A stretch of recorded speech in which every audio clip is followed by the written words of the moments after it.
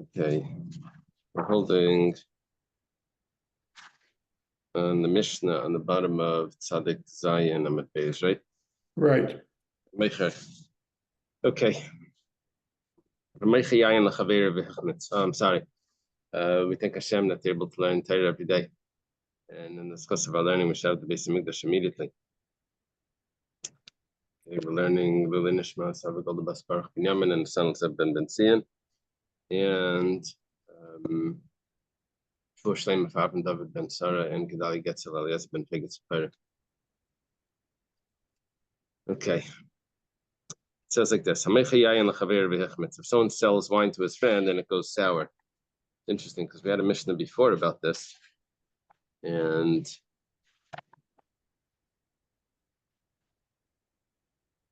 so Mecher Paris, how much he can expect. This if he sells the wine cellar, he has to expect a certain amount to go sour. We had a bunch of brises about this also. Wine that goes bad. Okay, we have a little bit of a background because of some things that we had before, but the rule over here is Einachai Bacharisa, he's not going to be responsible for that. And the Gemara is going to explain it that it changed barrels. He changed barrels. He put it into the purchaser's barrels. That's how the Gemara is going to explain it. And that's why the seller is not going to be to have a to be responsible. He's going to say it's your barrels that caused it. The Gemara is going to ask. That why does it have to be the seller, the buyer's barrels? The seller could say, why do you keep it so long? Yeah, that's like you buy fish in the store and then you complain 2 weeks later that it went bad. So it's not the fish store. It's because you kept it for 2 weeks. So the milk goes bad, right? It's not the store. The Gemara is going to say when he told him that I'm buying it for cooking, where it means he was meant to keep it so long. Okay, we'll see in the Gemara.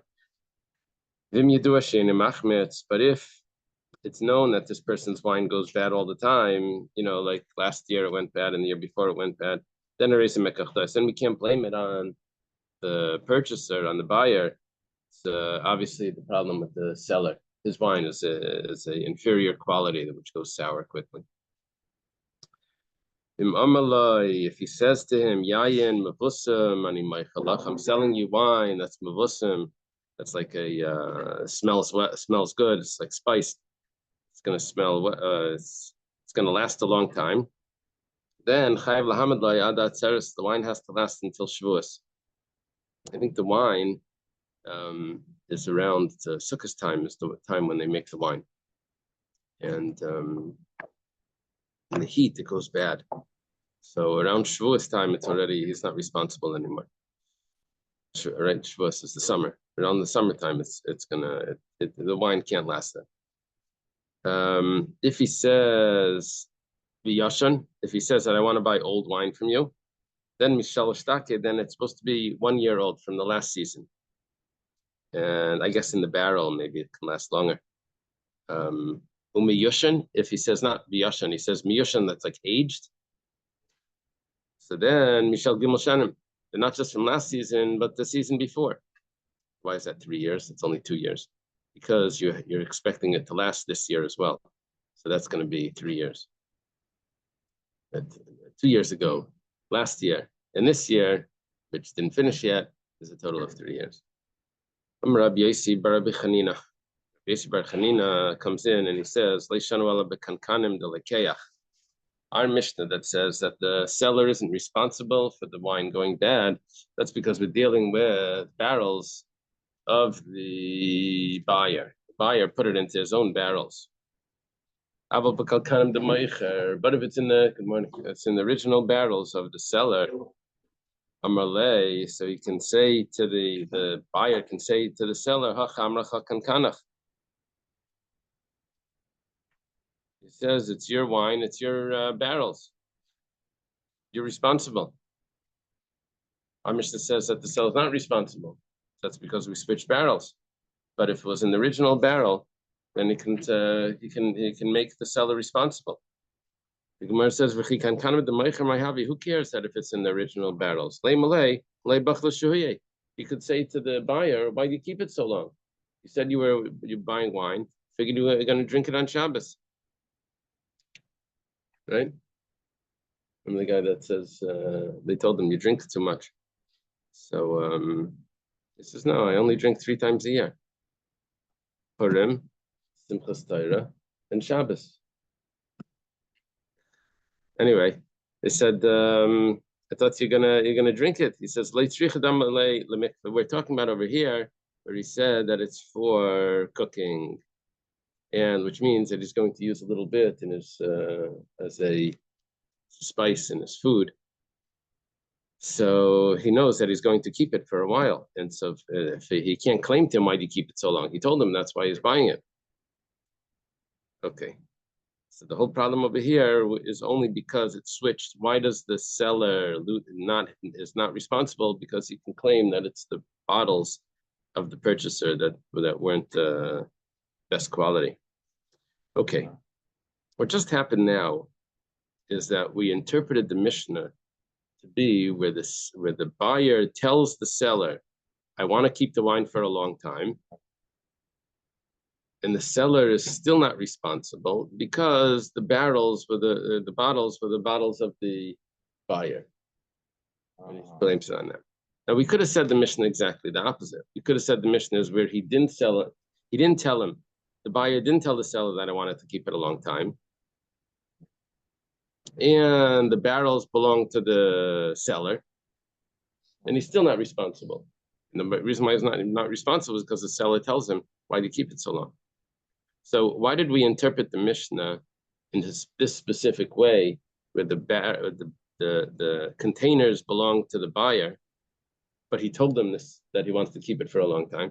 You could have gotten the same halacha, saying that the containers belong to the seller, and he didn't tell him that he wants to keep it a long time, and he's still not responsible. So Gemara puts it like this: "My duchke de Rabbi Yossi bar Chanina." What was pressuring Rabbi Yossi bar Chanina, compelling Rabbi Yossi bar Chanina, say that the case of our Mishnah must be the containers of the buyer. And he says that I want to keep it for a while because I'm using it for cooking. Say it's the containers of the seller, and still he's not responsible because he didn't say he wants to, when he bought it, he didn't say that he wants to keep it for a long time. So because there's not, we're not going to go with majority here, how many buy the sell, like who buys it for this, who buys it for that. That's not going to matter for us. If he didn't say that he wants it for cooking, then we could assume that he wants it for to drink, and he should have drank it right away. Yeah. A quick side question. I wonder if anybody in the class knows, before the knowledge that pasteurization would stop fermentation, is there a natural way to stop fermentation? Because if not, then you would expect that wine would keep fermenting and eventually it's going to get to be vinegar. I'm not sure if the vinegar is a continuation of the fermentation, or if that's just a souring of it. I think the fermentation stops when the sugar's out. Certain limit on the. So there's a limit. Okay, thank you. In order for it to ferment, it doesn't have to be covered for it to like pressure to build up. Yeah. So maybe if you leave it uncovered, it won't ferment. Yeah, but then it goes. That's how it goes bad. That's what happens. It goes sour when the air gets in. It turns into vinegar. Yeah, the fermentation, I think, the reason why it can only get to a certain alcoholic level, wine 15% or something like that, because there's only a certain amount of sugar in the grapes. Interesting. By the way, I was reviewing some of this with somebody the other day. Knows a lot about food, and he said that pasteurization was actually invented by Pasteur to help a neighbor to stop his wine from going bad. And afterwards he said, well, let's see if I can apply it to something else.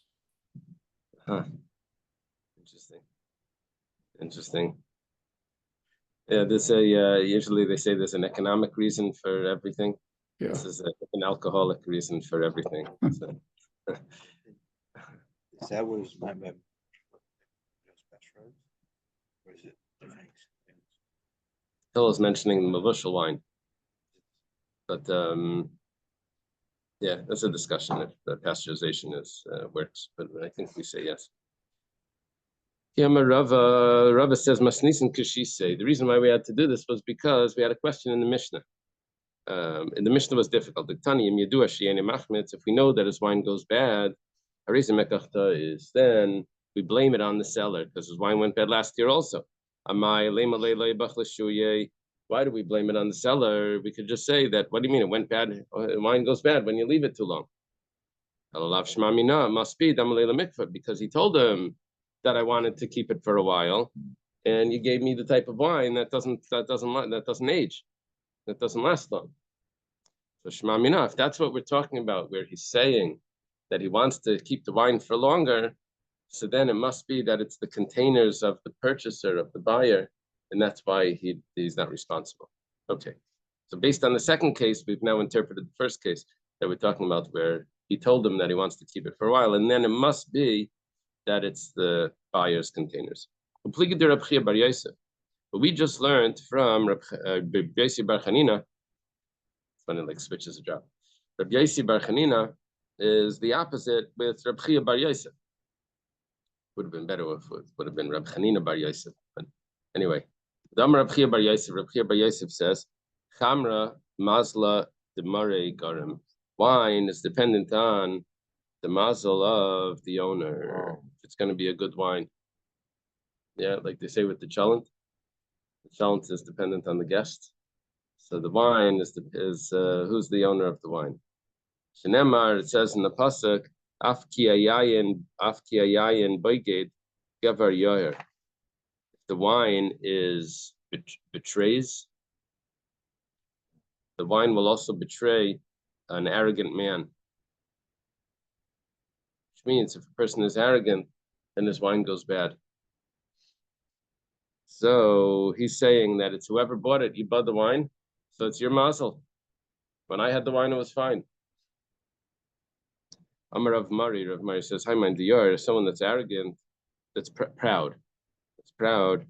Even his wife won't respect him. His wife will shame him. And this is the basis of Rabbi Ginsburg's book.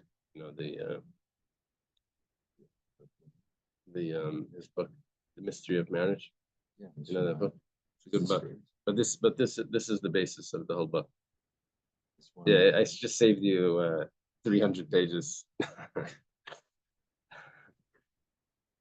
don't know. Yeah, in the footnotes, there's a lot of heavy footnotes there, but I'm sure this Gemara is quoted. I'm sorry. He's telling you it's a Gemara Megillah as well. 14 verse. What does it say there?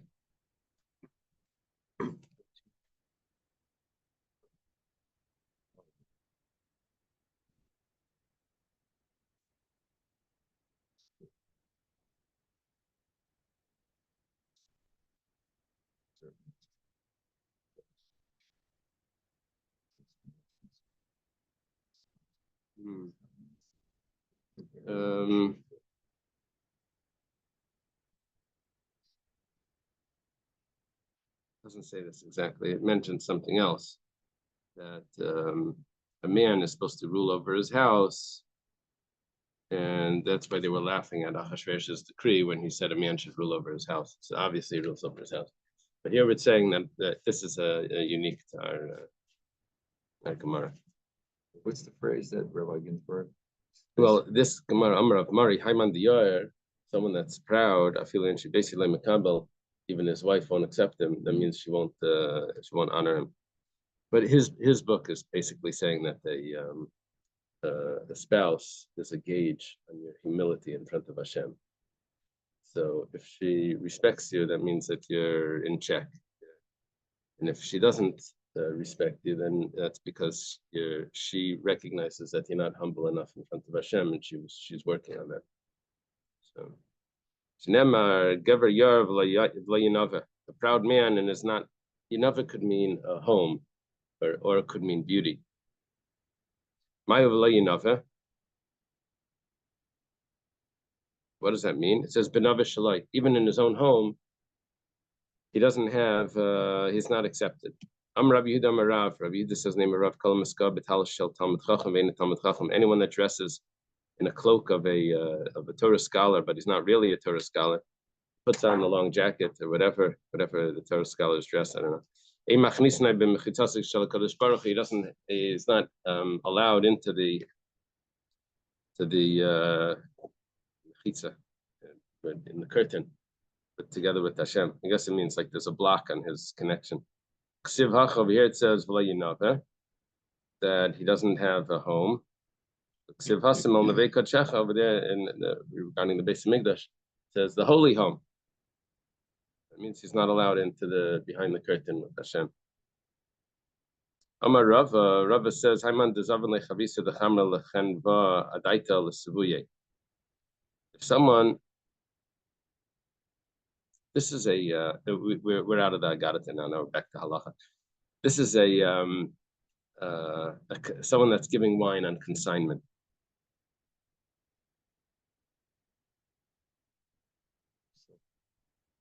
So the guy that makes the wine, the guy that's the original owner of the wine, gives it to a store, and he asks the store to sell the wine and to pay him when it's all sold. That's regular consignment, right? He doesn't buy it. It still belongs to the original owner. He's gonna, if it sells, then he's gonna get his money. Well, the takif apalga, and it went bad halfway through the barrel. Oh yeah, tilsar on the third. Dino the makabala minay. The owner needs to accept that responsibility, not the storekeeper. But this would only be where the wine seller did not put in his own spout. But if he put in his own spout, they would to get the wine out of the keg, they would make a spout.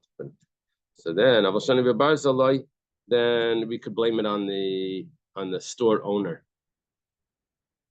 Also, we'll only say that the store owner is not responsible if the day of the market didn't arrive yet.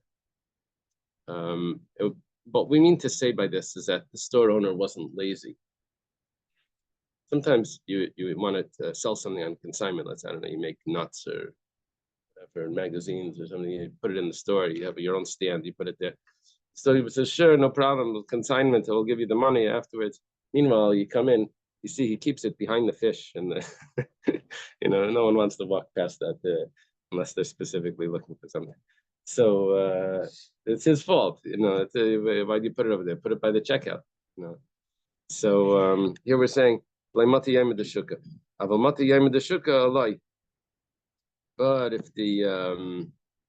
if the market day came, then it's gonna be, and he didn't sell it, then we'll say it's the storekeeper's negligence.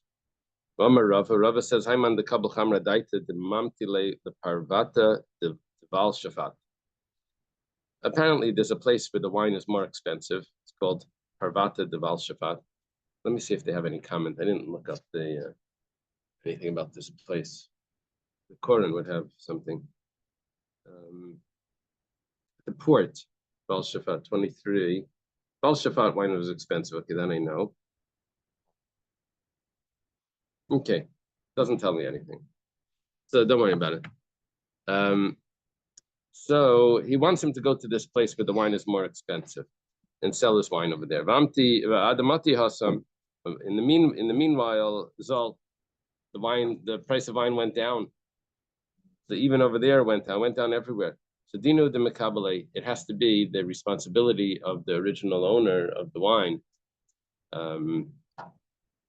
Because what did he want him to do? Sell it earlier? He told him not to. Told him not to. He had to get there. So it was all your instructions. So he has to be responsible for that. Now here we were talking about where the price of wine switched. How was he supposed to know that? Okay. They had a question. Let's say it turned into vinegar. So do we say that the same problem You say, since you told me that I should wait to get over there, that's considered your responsibility. Or maybe the way the profit was going to work here, they're going to split it half and half. Split the profits like that heteriska thing, where half of it is a this, half of it is a loan, half of it is a deposit, is a yeah.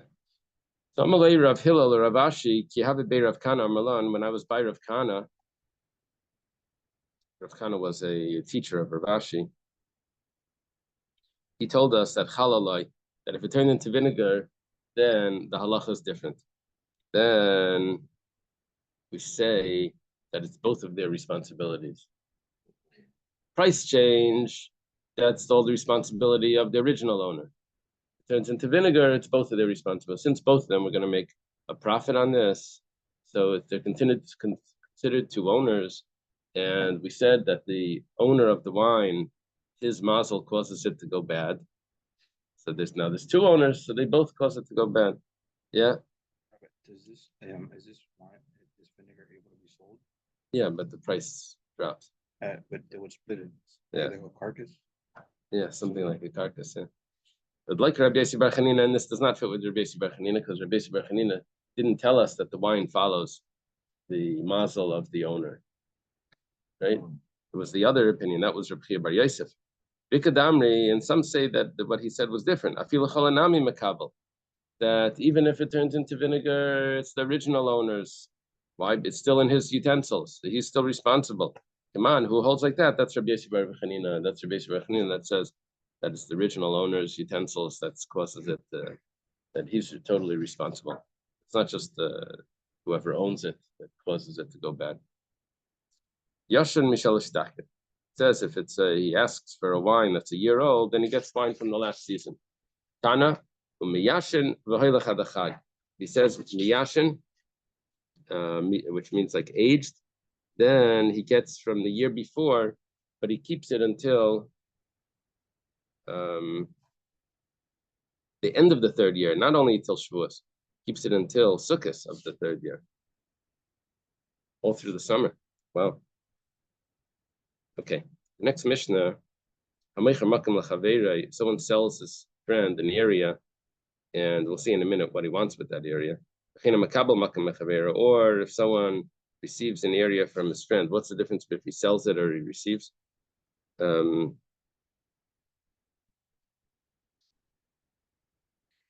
see, that's would be he gets the rights from his friend to build. What is he building? Well, last is based chasnas libnai. He wants to build a marriage house for his son. I don't think it means a wedding hall. I think it means a place for his son and his young wife to live. That's what they would do it. They would live near the in-laws, right? Or he wants to build a widowed house for his daughter, which means the daughter was married, the husband died. Now she's coming back home to stay, so he builds her a small efficiency where she can live in. She's a widow now. So how big is that house, right? He made up he's going to build a house. They didn't give the measurements. He says, 4x6. Rabbi Akiva. Really, a 4x4 is already considered a house, but here we're talking about where he wants to live there, and that's a house regarding mezuzah and other things. But what would people think when he said that he wants a house? Would have to be this size, with the dresser as well, not just the bed. They're going to live in there. Rabbi Yishmael says a 4x6. Refes Bakar Hizu. This is a stable. That's not a what is it? They say a stable, a barn. It's a cattle barn. Okay, now so which means Rabbi Yishmael really wants a bigger house for. Okay. Haritzalas is Refes Bakar. It's interesting because Rabbi Yishmael bar Rabbi Yossi, who's not this Rabbi Yishmael. Rabbi Yishmael bar Rabbi Yossi was very heavy. But this is a different Rabbi Yishmael. The one that argues with Rabbi Akiva is Rabbi Yishmael ben Elisha. So same name doesn't mean it's the same size. Okay. Let's say someone says he wants to make a cattle barn. He builds we'll see in the Gemara, it's machlekes who's saying this. If this is Rabbi Yishmael's view, or even Rabbi Akiva holds this, but just Rabbi Akiva holds maybe sometimes people live in a house like this. By Yiskatan, if he says a small house, then it's 6x8. Gadol, if he says a big house, then it's chesalesa, then it's an 8x10. Traklin, if he says a pavilion, then it's a 10x yud al yud. Rumay kechatz yarke chatzirach. The height is supposed to be half of the area of the width and the length. Half, not the area, half of the length and the width, which means if the length is 40 amas, we'll see in a moment, and the width is 20 amas, which is a total of 60, then the height of that room should be 30 amas. Yeah, that's the ratio. Raya Ladavar, a proof of this, Rabbi Shimon ben Gamliel Omer, Kibinyan Heichal, like the height of the Heichal, which was a 40 by 20, means 60, and the height was 30. The Gemara is going to have two. The Gemara is going to have two ways of reading this. One is like an astonishment. He says, "Raya Ladavar." It says, "Kibinyan a Heichal." What are you were telling me? Like the Heichal, everyone has a Heichal. That's another way of reading it. It's like Loi Sigzal. What? I'm not supposed to steal. Okay, we'll see. The Gemara will have two options here. Why did we choose that expression? That for his son, it's a place for him to live together with his wife. For his daughter, it's a place for her to live without her husband because she's a widow. Why did we have to do that? Why don't we do just both? Beis almana for both of them and a beis chasnas for both of them. Why do we have to? Why are we picking one like this, one like that? Listen to beis chasnas to either say place to live for his son and for his daughter when they're married, or a widow's house for either for his son or for his daughter. Well, the Gemara says Mil Sagavorcha Kamashim is coming to teach us a side matter. Like Darki the Chasna Lameda Bechamoa. It's not appropriate for a son-in-law to live in the house of the mother-in-law. There's a concern that there might be an attraction between the mother-in-law and the son-in-law. We're not concerned about the father-in-law and the daughter-in-law. That's the problem is the son-in-law with the mother. Sefer Ben Sira, as it says in Sefer Ben Sira. Ben Sira was a wise man, possibly the son of Yirmiyahu Navi. But whatever it is, he wrote a book that in it is not perfectly, not everything in there is Kodesh, so it's not considered. It wasn't canonized, but the Gemara quotes it all the time. Yeah, if Daniel was here, he would tell us that there's two Sefer Ben Siras. One is the Aleph Beis de Ben Sira, which that's the problem, and this is the other one, and there's such scholarship on this. But okay, what does it say over there? Kol shekalti b'kaf mazayim le'metzasi kal misubin. I measured everything I weighed everything on a scale. I didn't find anything lighter than bran. Kal misubin, what's something that's lighter than bran? It's like worse than bran. What's worse than bran? Chasan adar beis chama.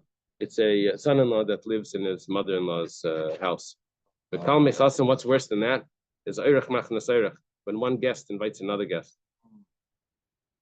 I guess it's less. We're talking about what's appropriate. What's worse than the guest that invites another guest? Someone that answers before the person finishes his question. As it says, someone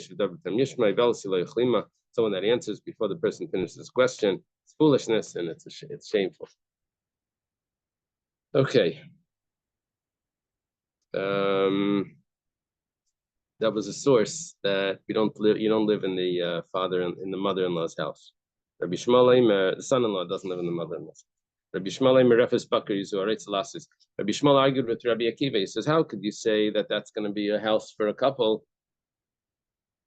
That's a stable. That's a cattle barn. So Refes Bakar. Then the Gemara says a Refes Bakar is a 4x6. Gemara says Refes Bakar man katanila. Who's the one that's telling us the size of the Refes Bakar of the cattle barn? Idam Rabbi Shmuel, Ikadama Rabbi Shmuel katanila. Some say that it was Rabbi Shmuel. So I went to Rabbi Akiva. Rabbi Akiva says that that's a house for a couple, 4x6. Akiva says no, that's a cattle barn. What would be Rabbi Akiva's cattle barn? Probably smaller than that, right? The Mishnah doesn't tell us, but this would be Rabbi Shmuel's cattle barn, 4x6. Ikadam, some say Rabbi Akiva katanila, that Rabbi Akiva was saying it. Now, Ikadam Rabbi Akiva katanila v'achi kamer. If Rabbi Akiva was saying it, so what he's saying is like this: Afal pish refes bakari, even though it's a cattle barn, Yeah, people can also live in that. He said, I agree with you, it's a cattle barn, but so what? If you clean it up nice, you take the straw off the floor and you put some paintings on the wall, then it's not a cattle barn. Airbnb. Yeah, you have an Airbnb, right? A walk-in closet that requires a refrigerator is there, which in my mind sounds Four like by it's four. 4x4, 4x6. 4x4. Is that what the Gemara is? Yeah. But there's machlekes, the Rambam and the Rosh. I don't remember who holds what. If a 4x4 is literally 4x4, or if it can also be a 2x8. That's machlekes. Yeah. But it's not a 4x6. I just want to know. No, if the it's numbers- just a 4x4. It's a 16 square. Ikadam Rabbi Shmuel Katana Lef Rabbi Shmuel was the one was saying it. He's saying no. Rabbi Shmuel was saying that that's not a place for a couple to live. A 4x6. They need a bigger area. How big it doesn't tell us. But all I know is that a 4x6 is a cattle barn. Traklin Yud Al Yud. If it's a pavilion, it's 10x10. My traklin. What is this pavilion? Kubsa Bevardi. This is a place of roses. I want to see this in the notes, what they comment here.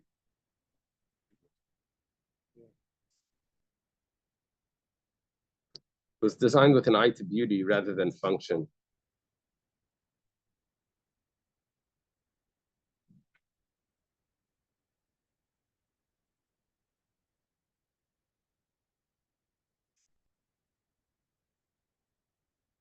I don't know what the Rashbam means. Rashbam says, "Can Kuba shells sinus?" I don't know. What does that mean? What is it? A box. It's a place of sinus. Sinus is like prostitutes. Maybe No, it just what is is designed very nice. Kuba shells. I'm not familiar with that phrase. But the nearly Shasichalin can Kuba. It was made windows like a Kuba sounds like a square.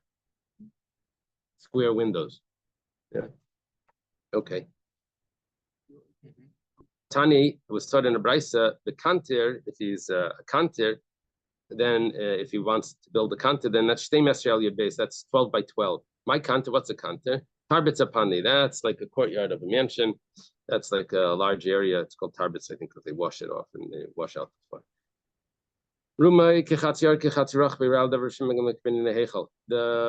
The height is going to be half of the width and the length together. It sounds like a Pythagorean, like half of the this is the that is the something. Okay. Hypotenuse is equal to a square plus b squared. Right. Okay, so what is this? Who says I'll bring you a proof? Who's saying that I'm bringing a proof from the Heichal? Some say it's Reb Shimon ben Gamliel that's saying this. And he's saying what's the source that it needs to be so high? Yeah, we have a source for this from the temple that it's supposed to be half of the width and height, width and length. Some say Tanakama Katanila. It's the Tanakama that's saying this. Reb Shimon ben Gamliel, that's Kamatama. And Reb Shimon ben Gamliel is the one that was surprised. And he's in astonishment. And he's telling Tanakama as follows. Raya Minayan, what's your source that for the Tanakama that says that it's supposed to be half of the width and half of the length?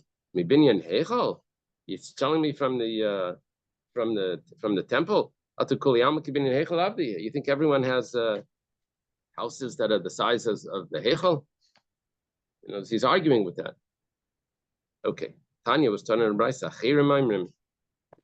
Others say that the height is supposed to be the same as the beams of the house, cross beams of the house. Why don't you just say that it's the same as the width of the house?